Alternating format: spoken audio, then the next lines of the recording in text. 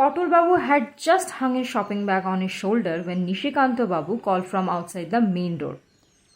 "Patol, are you in?" "Oh yes," said Patol Babu. "Just a minute." Nishikanta Ghosh lived 3 houses away from Patol Babu in Nepal Bhattacharjee Lane. He was a genial person. Patol Babu came out with the bag. "What brings you here so early in the morning?" Listen, what time will you be back?" "In an hour or so. Why?" "I hope you'll stay in after that. I met my younger brother-in-law in Netaji Pharmacy yesterday. He's in the film business, in the production department.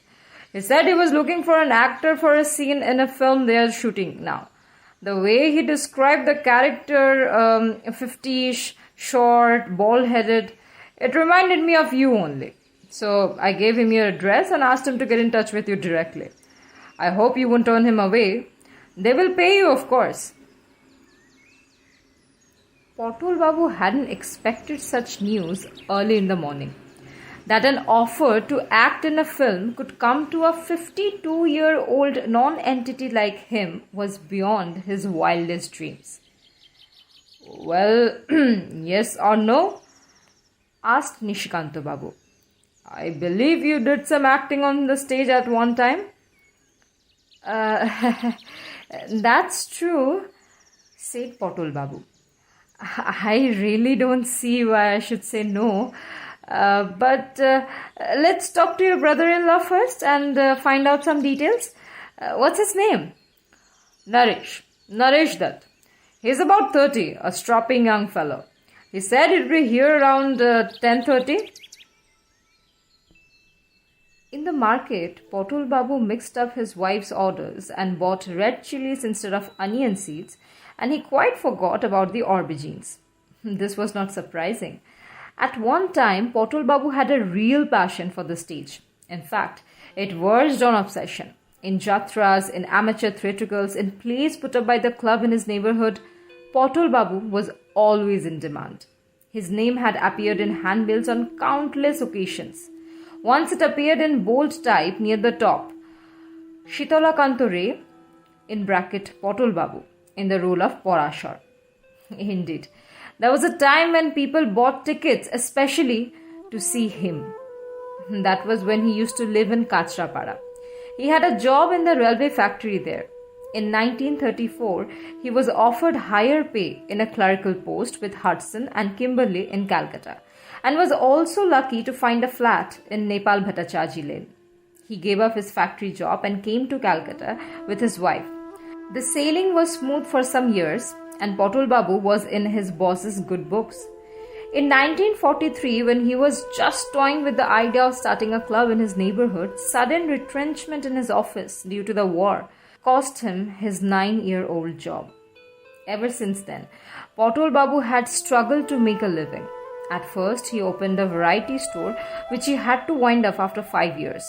Then he had a job in a Bengali farm, which he gave up in disgust when his boss began to treat him in too high-handed a fashion.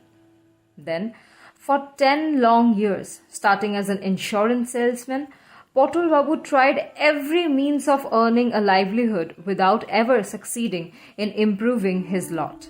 Of late, he had been paying regular visits to a small establishment dealing in scrap iron where a cousin of his had promised him a job. And acting. That had become a thing of the remote past, something which he recalled at times with a sigh. Endowed with a wonderful memory, Patol Babu would still reel off those lines from some of the best parts he had played. "Listen, oh listen to the thunderous talk of the mighty bow Gandiva engaged in glory conflict, and to the angry roar of the mountainous club whizzing through the air in the hands of the great Bikodara." It sent a shiver down his spine just to think about such lines. Naresh Dutt turned up at 12:30. Patol Babu had given up hope and was about to go for his bath when there was a knock on the front door. Come in, sir." Patol Babu almost dragged the young man in and pushed the broken armchair towards him. Do sit down.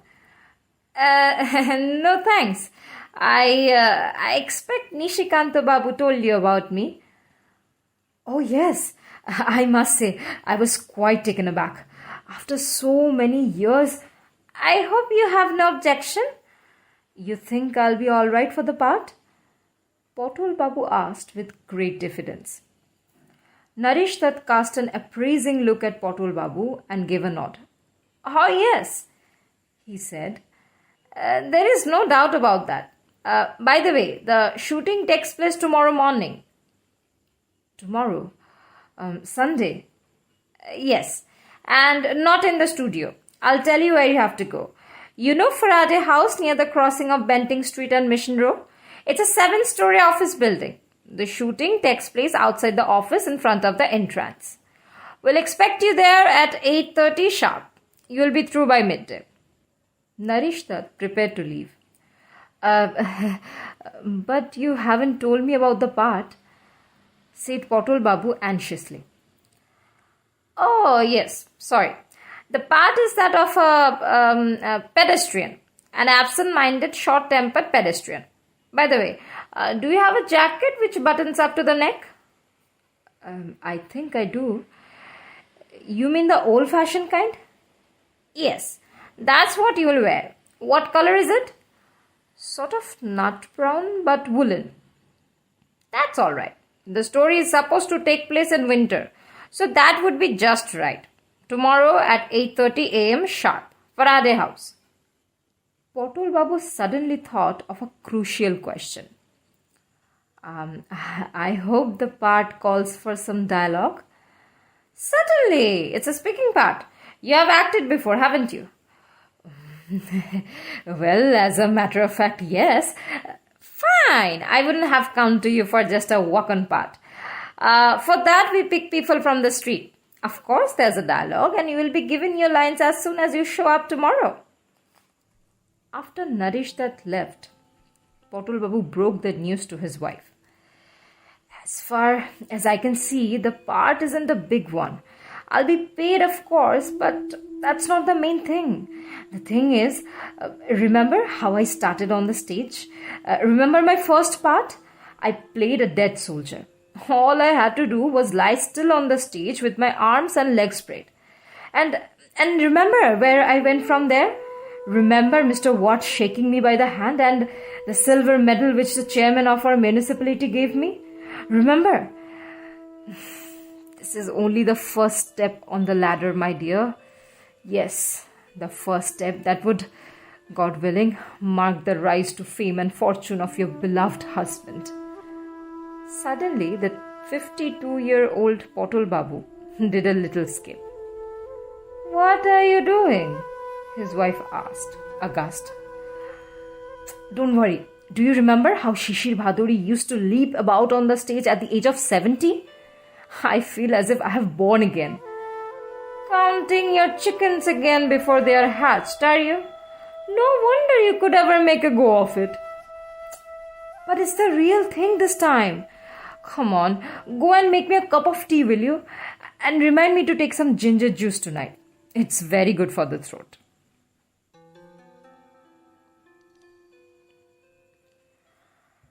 The clock in the Metropolitan building showed 7 minutes past 8 when Patol Babu reached Esplanade.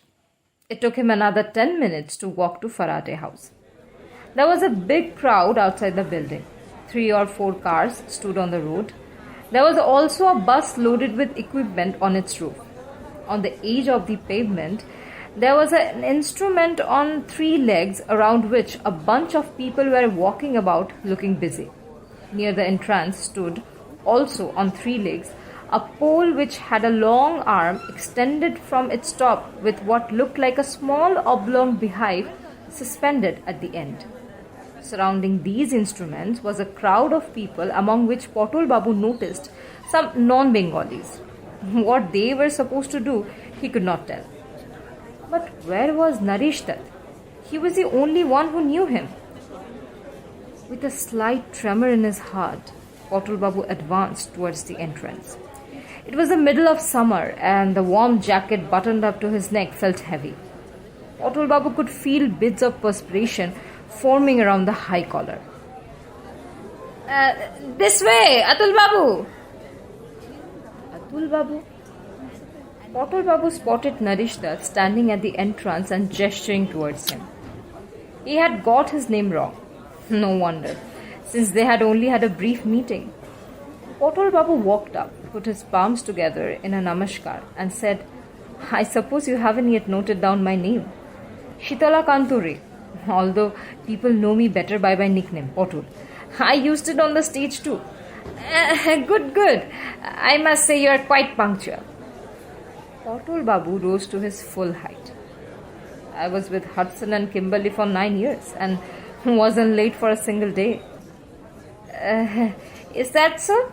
Well, I suggest you go and wait in the shed there. We have a few things to attend to before we get going. Naresh! Somebody standing by the three-legged instrument called out. Sir? Is he one of our men? Yes, sir. He is in that shot where they bump into each other. Okay, now clear the entrance, will you? We're about to start. Patol Babu withdrew and stood in the shade of a pan shop. He had never watched a film shooting before. How hard these people walked. A youngster of 20 or so was carrying that three-legged instrument on his shoulder. Must weigh at least 60 pounds. But what about his dialogue? There wasn't much time left and he still didn't know what he was supposed to do or say. Patol Babu suddenly felt a little nervous. Should he ask somebody? There was Naresh Dutt there. Should he go and remind him? It didn't matter if the part was small, but if he had to make the most of it, he had to learn his lines beforehand. How small he would feel if he muffed in the presence of so many people. The last time he acted on stage was 20 years ago. Patol Babu was about to step forward when he was pulled up short by a voice shouting, Silence! This was followed by Naresh Dutt loudly announcing with hands cupped over his mouth, We are about to start shooting. Everybody please stop talking. Don't move from your positions and don't crowd around the camera, please. Once again, the voice was heard shouting, Silence! Taking! Now Patol Babu could see the owner of the voice. He was a stout man of medium height and he stood by the camera. Around his neck hung something which looked like a small telescope. Was he the director? How strange, she hadn't even bothered to find out the name of the director. Now a series of shouts followed in quick succession. Start around, running, camera, rolling, and action! Patol Babu noticed that as soon as the word action was uttered, a car came up from the crossing and pulled up in front of the office entrance.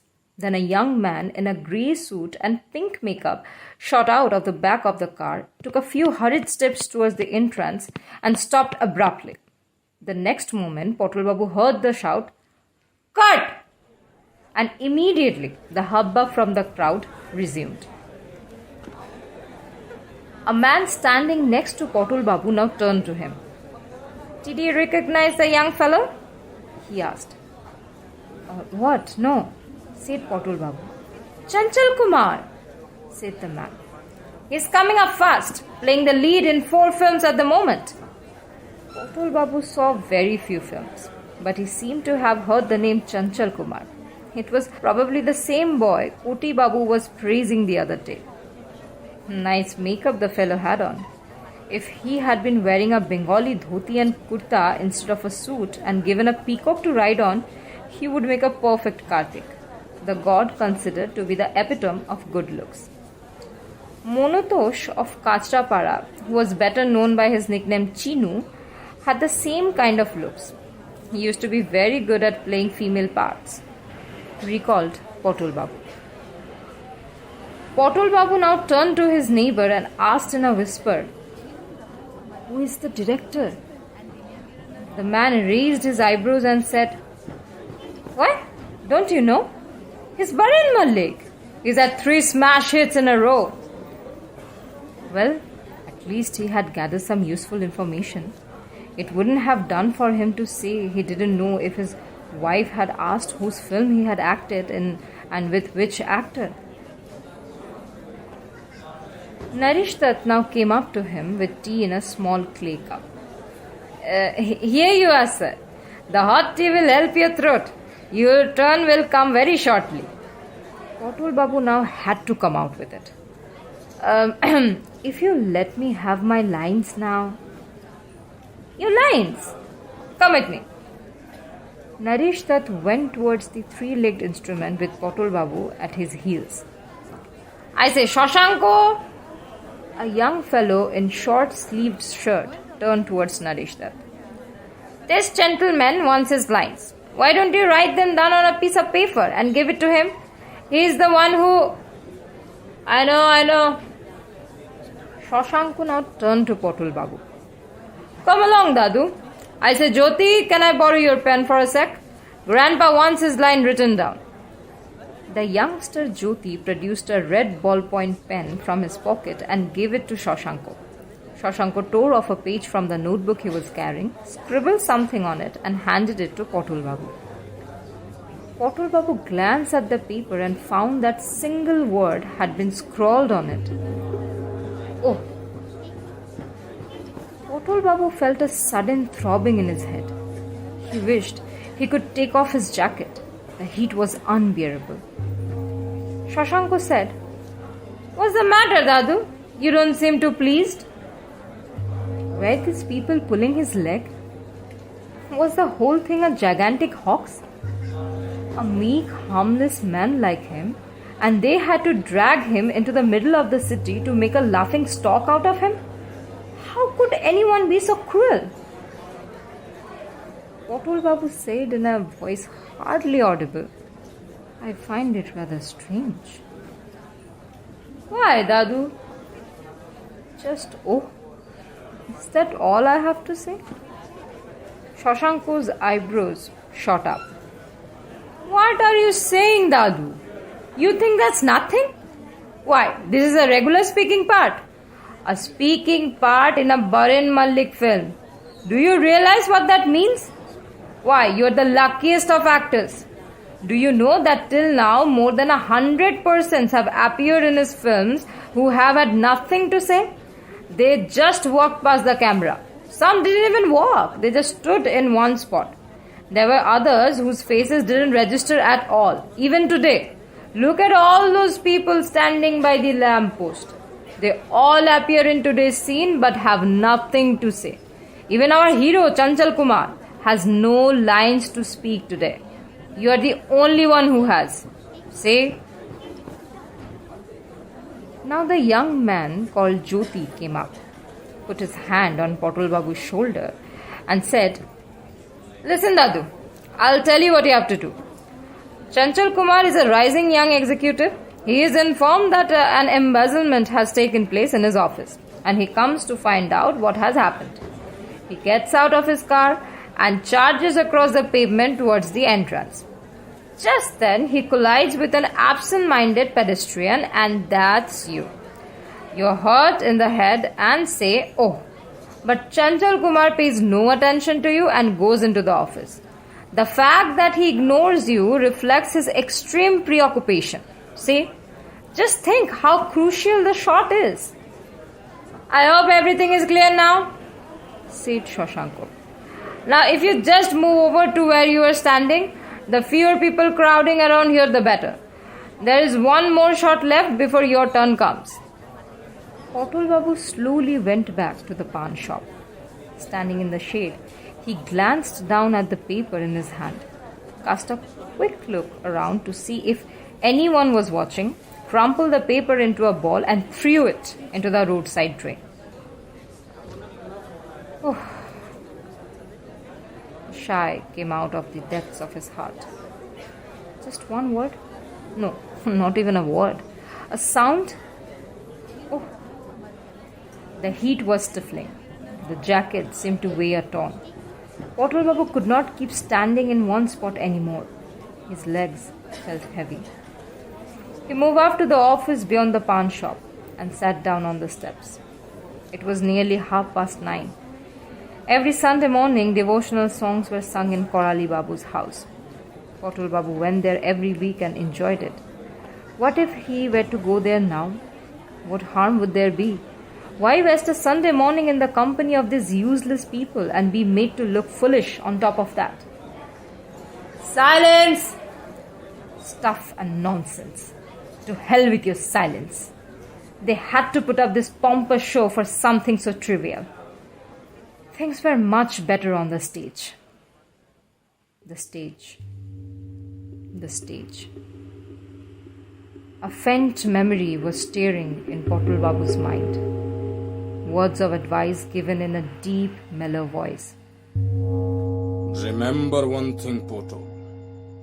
However the small part you have offered, never consider it beneath your dignity to accept it. As an artist, your aim should be to make the most of your opportunity and squeeze the last drop of meaning out of your lines. A play involves the work of many, and it is the combined effort of many that makes a success of the play. It was Mr. Pakrashi who gave the advice. Gogon Pakrashi, Patol Babu's mentor, a wonderful actor without a trace of vanity in him, a saintly person, and an actor in a million. There was something else which Mr. Pakrashi used to say. Each word spoken in a play is like a fruit in a tree. Not everyone in the audience can catch it, but you, the actor, must know how to pluck it, get at its essence, and serve it up to audience for their edification. The memory of his guru made Patol Babu bow his head in obeisance. Was it really true that there was nothing in the part that had been given today? He had only one word to say. Oh, but was that word so devoid of meaning as to be dismissed summarily? Oh, oh, oh, oh, oh. Patol Babu uttered the word over and over again, giving it a different inflection each time. After doing this for a number of times, he made an astonishing discovery. The same exclamation, when spoken in different ways, carried different shades of meaning. A man, when hurt, said, "Oh," in one way.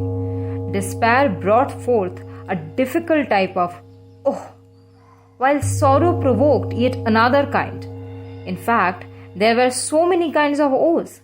The short "oh," the long-drawn "oh," "oh," shouted and "oh," whispered. The high-pitched "oh," the low-pitched "oh," the "oh," starting low and ending high, and the "oh," starting high and ending low. Strange. Patol Babu suddenly felt that he could write a whole thesis on that one monosyllabic exclamation. Why had he felt so disheartened when this single word contained a gold mine of meaning? The true actor could make a mark with this one single syllable. Silence! The director had raised his voice again. Patol Babu spotted young Jyoti clearing the crowd. There was something he had to ask him. He quickly went over to him. How long will it be before my turn comes, bhai? Why are you so impatient, Dadu? You have to learn to be patient in this line of business. It will be another half an hour before you're called. That's all right. I'll certainly wait. I'll be in that side street across the road. Okay, as long as you don't sneak off. Start sound! Patol Babu crossed the road on tiptoe and went into the quiet little side street. It was good that he had a little time on his hands.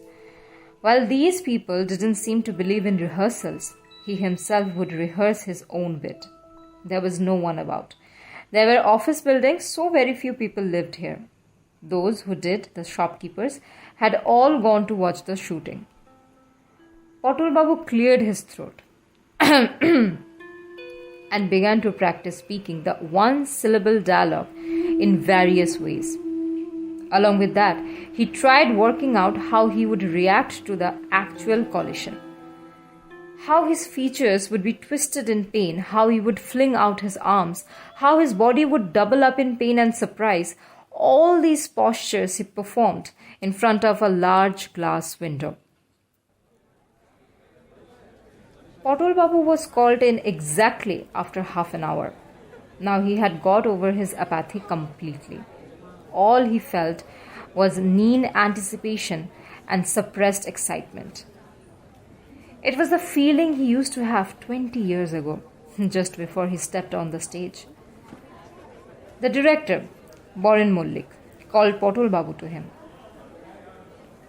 "I hope you know what you're supposed to do," he asked. "Yes, sir." "Very good. I'll first say, start a round. The recordists will reply by saying, running. That's the signal for the camera to start. Then I will say, action. That will be your cue to start walking from that pillar and for the hero to come out of the car and make a dash for the office. You work out your steps so that the collision takes place at this spot. Here. The hero ignores you and strides into the office while you register pain by saying, oh. Stop for a couple of seconds, then resume walking. Okay?" Patol Babu suggested a rehearsal, but Borin Mullik shook his head impatiently. There's a large patch of cloud approaching the sun," he said. "The scene must be shot in sunlight." One question, please." "Yes?" An idea had occurred to Patol Babu while rehearsing. He now came out with it. I was thinking if I had a newspaper open in my hand, and if the collision took place while I had my eyes on the paper, then perhaps... Borin Mullik cut him short by addressing a bystander who was carrying a Bengali newspaper. Do you mind handing your paper to this gentleman, please? Just for this one shot. Thanks. Now you take your position beside the pillar. Chanchal, are you ready? Yes, sir. Good. Silence! Borin Mullik raised his hand, then brought it down again, saying, just a minute. Keshto, I think if we give the pedestrian a moustache, it would be more interesting. What kind, sir? Walrus, Ronald Colman, or butterfly? I have them all ready. Butterfly. And make it snappy. The elderly makeup man went up to Patol Babu, took out a small grey moustache from a box and stuck it on with spirit gum below Patol Babu's nose. Patol Babu said, I hope it won't come off at the time of the collision. The makeup man smiled. Collision? He said. Even if you wrestle with Dara Singh, the moustache will stay in that place only. Patol Babu took a quick glance in the mirror the man was holding. True enough, the moustache suited him very well. Patol Babu silently commended the director's judgment. Silence! The business with the moustache had provoked a wave of comments from the spectators, which Borin Mullik's shout now silenced. Patol Babu noticed that most of the bystanders' eyes were turned towards him. Start a round! Patol Babu cleared his throat. 1, 2, 3, 4, 5. 5 steps would take him to the spot where the collision was to take place, and Chanchal Kumar would have to walk 4 steps. So if both were to start together, Patol Babu would have to walk a little faster than the hero, or else... Running! Patol Babu held the newspaper open in his hand. He had worked out that when he said, oh, he had to mix 60 parts of irritation with 40 parts of surprise. Action!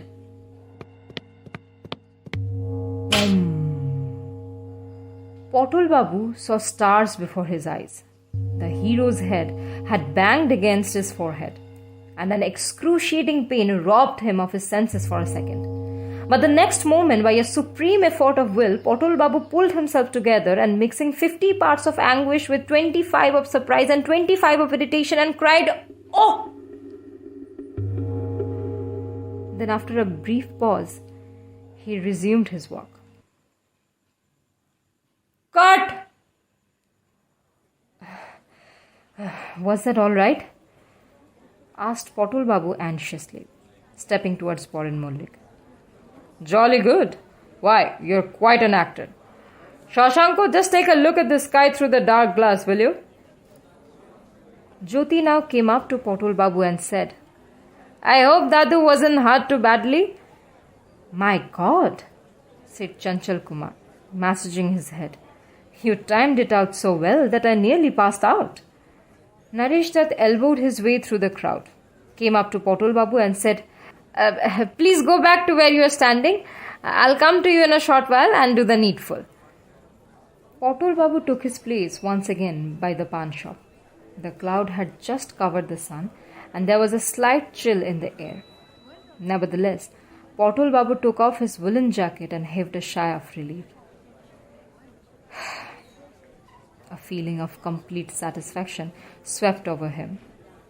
He had done his job well. All those years of struggle hadn't blunted his sensibility. Gagan Pakrashi would have been pleased with his performance. But all the labor and imagination he had put into this one shot, did these people appreciate that? He doubted it. They probably got people off the streets, made them go through a set of emotions, paid them for their labors, and forgot all about it. Paid them, yes. But how much? 10, 15, 20 rupees? It was true that he needed money very badly. But what was 20 rupees when measured against the intense satisfaction of a small job done with perfection and dedication? 10 minutes later, Naresh Dutt went looking for Patol Babu near the pan shop and found no one there. "That's odd. The man hadn't been paid yet. What a strange fellow." "The sun has come out," Borin Mullik was heard shouting. "Silence! Silence! Naresh, hurry up and get these people out of the way."